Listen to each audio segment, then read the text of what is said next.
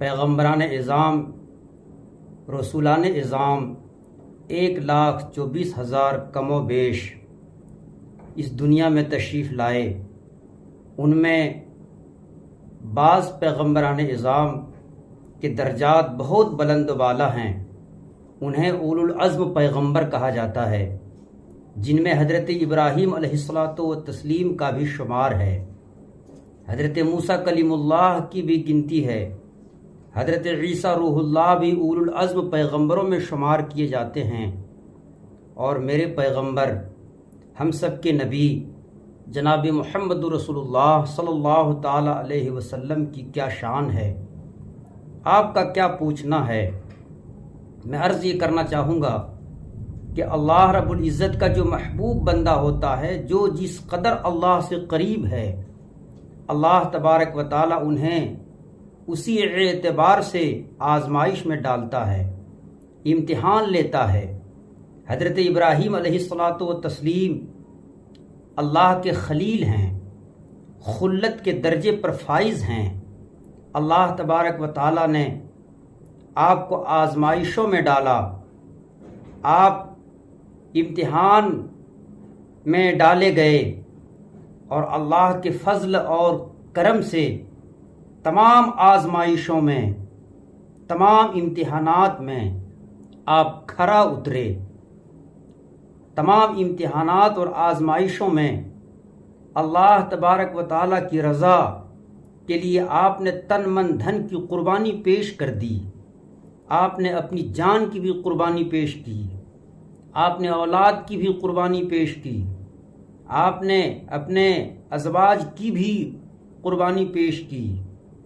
آپ علیہ الصلاۃ والتسلیم کی وہ ذات بابرکات ہے کہ اکثر و بیشتر آپ روزے سے رہا کرتے، عبادتوں میں مصروف رہتے، رات رات بھر عبادتیں، دن دن بھر آپ روزے سے رہا کرتے۔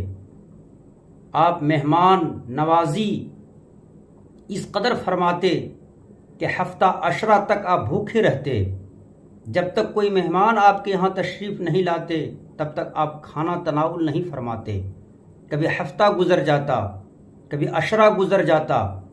یہ آپ کے دل میں مہمان نوازی کا ایک جذبہ تھا کہ بغیر مہمان کے آپ کھانا تناول فرمانا گوارا نہیں فرماتے تھے۔ ایک مرتبہ 7 دن تک آپ کے یہاں کوئی مہمان نہیں آیا، آپ بھوکے سے ہیں۔ اللہ تبارک و تعالی نے 12 فرشتوں کو انسانی شکل میں آپ کے یہاں مہمان کے روپ میں بھیج دیا۔ وہ مہمان تشریف لائے، ابراہیم علیہ السلام نے مہمانوں کا استقبال کیا اور اپنی بیوی حضرت سارہ سے کہا کہ اے نیک خاتون سارہ، مہمانوں کے لیے کھانے کا انتظام کرو اور لذیذ کھانا بناؤ، کوئی اچھا کھانا بناؤ، میں بھی چند دن سے بھوکے ہوں، میں بھی مہمانوں کے ساتھ کھانا تناول کر لوں گا۔ حضرت سارہ کہنے لگی، یہ بچڑا جو میں نے پال رکھا ہے، میں چاہتی ہوں اسی بچڑے کو ذبح کر کے بھون کر کے آپ لوگوں کے بارگاہ میں پیش کروں تاکہ آپ اسے تناول فرما لیں۔ ابراہیم علیہ السلام نے فرمایا، اس سے بہتر اور کیا ہوگا، جو تمہاری مرضی وہی تم کرو۔ حضرت سارہ خاتون اندر گئیں، بچڑے کو ذبح کی اور گوشت بھون کر کے لذیذ کھانا پکا کر کے مہمانوں کے لیے دسترخوان پہ لگا دی۔ ابراہیم علیہ السلام تشریف فرما ہوئے، مہمان کھانے میں بیٹھ گئے۔ حضرت سارہ پردے سے دیکھ رہی تھی۔ ابراہیم علیہ السلام نے کھانا تناول شروع کر دیا، آپ نے کھانا کھانا شروع فرما دیا، مگر وہ فرشتے جو انسانی شکل میں مہمان کے روپ میں آئے تھے وہ کھانا نہیں کھا رہے ہیں، وہ کھانا تناول نہیں فرما رہے ہیں۔ حضرت سارہ کہنے لگی، اے ابراہیم علیہ السلام، کھانا تو آپ کھا رہے ہیں مگر آپ کے ساتھ یہ مہمان لوگ یہ کھانا نہیں کھا رہے ہیں۔ ابراہیم علیہ السلام نے دیکھا تو واقعی مہمان لوگ کھانا نہیں کھا رہے تھے، تو آپ نے کہا، آپ لوگ کیوں ہاتھ موڑے ہوئے ہیں، آپ لوگ کھانا کیوں نہیں کھاتے، کھانا کیوں نہیں تناول فرماتے؟ تو مہمانوں نے کہا، اے ابراہیم علیہ السلام، جب تک ہم اس کی قیمت ادا نہیں کر لیتے तब तक हम खाना नहीं खाते, हम पहले इसकी कीमत अदा करेंगे। इब्राहीम अलैहिस्सलाम ने फरमाया तो फिर आप इसकी कीमत अदा फरमाएं, आप इसकी कीमत अदा कर दें। इब्राहीम अलैहिस्सलाम से मेहमानों ने कहा आप इसकी क्या कीमत पसंद फरमाएंगे, आप इसकी क्या कीमत लेना चाहते हैं? तो हज़रत इब्राहीम अलैहिस्सलाम ने कहा आप लोग इसकी कीमत ये अदा कीजिए कि बिस्मिल्लाहिर्रहमानिर्रहीम पढ़िए, अल्लाह के नाम से शुरू कीजिए और खाना तनाउल कीजिए, खाना तनाउल फरमाइए। हज़रत इब्राहीम अलैहिस्सलाम के इस बात पर उन फरिश्तों ने कहा ए इब्राहीम अलैहिस्सलाम, हम अल्लाह के भेजे हुए फरिश्ते हैं, हम मेहमान के शक्ल में आपके यहाँ आए, आप चंद दिन से भूखे प्यासे थे, अल्लाह तबारक व ताला ने हम लोगों को हुक्म दिया कि हम मेहमानी शक्ल में आपके यहाँ आएँ ताकि आप मेरे साथ खाना तनाउल कर सकें। ए इब्राहीम, हम आपको एक चीज़ की खुशखबरी देते हैं, बशारत देते हैं कि मुस्तकबिल में आपके यहाँ एक बेटा पैदा होने वाला है जिसका नाम इसहाक होगा, फिर इसहाक का बेटा होगा जिसका नाम याकूब होगा। ये सुनकर पर्दे में हज़रत सारा थी, वो हंसने लगी और कहने लगी ये भी क्या अजीब बात है, मैं बुढ़िया हो गई, मेरा खावंद बूढ़े हो गए और अब हमारे यहाँ बच्चा पैदा होगा। फरिश्तों ने कहा, हज़रत जिब्राईल ने कहा ए सारा, इसमें हंसने की कोई बात नहीं है, यही अल्लाह की मसलहत है, यही अल्लाह की मर्ज़ी है और अल्लाह तबारक व ताला पर ये कोई बईद नहीं है कि बुढ़ापे में बच्चा पैदा ना हो। अल्लाह जब चाहता है, जो चाहता है करता है और अल्लाह तबारक व ताला पर ये चीज़ कोई बईद नहीं है, अल्लाह तबारक व ताला के लिए आसान है। हज़रत इब्राहीम अलैहिस्सलाम के यहाँ फिर हज़रत इसहाक के शक्ल में एक बेटा जो पैदा हुआ, जो पैगंबर हुआ, फिर उनके बेटे हज़रत याकूब जो पैगंबर हुए। तो मैं अर्ज़ ये करना चाहूँगा कि हज़रत इब्राहीम अलैहिस्सलातु तस्लीम वो पैगंबर हैं, कई आजमाइशों में डाले गए मगर बफ़ज़्ल ही ताला सारे आजमाइशों में आप खरा उतरे, कहीं कोई कजी नहीं, कहीं कोई लग़ज़िश नहीं, पैरों में कहीं कोई जुम्बिश नहीं, तमाम इम्तिहानों में आप कामयाब होते हुए नज़र आ रहे हैं। आपने अपनी जान की भी कुर्बानी पेश की है, आप नारे नमरूद में डाले गए, आग में डाले गए। अल्लाह तबारक व ताला का, अल्लाह तबारक व ताला की कुदरत देखिए। इब्राहीम अलैहिस्सलाम जब आग में डाले गए हैं, हज़रत जिब्राईल आए और आकर कहने लगे ए इब्राहीम, अगर कोई हाजत हो तो कहो, अगर कोई ज़रूरत हो तो कहो।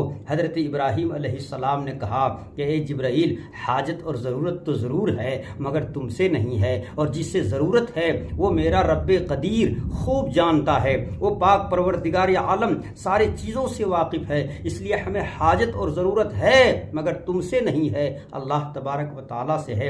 आग गुलजार बन गई, आग फूलों में तब्दील हो गई।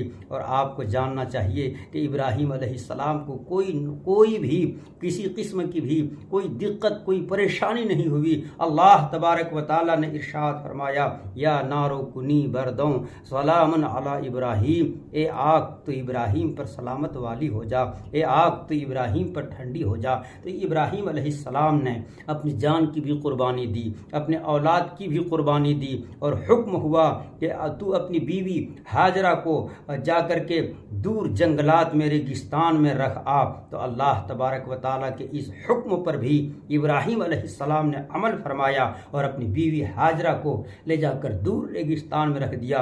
बीवी की भी आपने अल्लाह तबारक व ताला के राह में कुर्बानी पेश कर दी। मैं अर्ज़ करना चाहूँगा इब्राहीम अलैहिस्सलाम की तारीख़, उनके वाक़यात पढ़ने से ये बात समझ में आती है कि अल्लाह तबारक व ताला का इरशाद इन्ना सलाती व नुसुकी व महयाया व ममाती लिल्लाहि रब्बिल आलमीन, बेशक मेरी नमाज, मेरी कुर्बानियाँ, मेरा मरना, मेरा जीना सब अल्लाह रब्बुल इज़्ज़त के लिए है, जो कायनात का पालनहार है, जो कायनात का खालिक है। सारी चीज़ें अल्लाह के लिए है।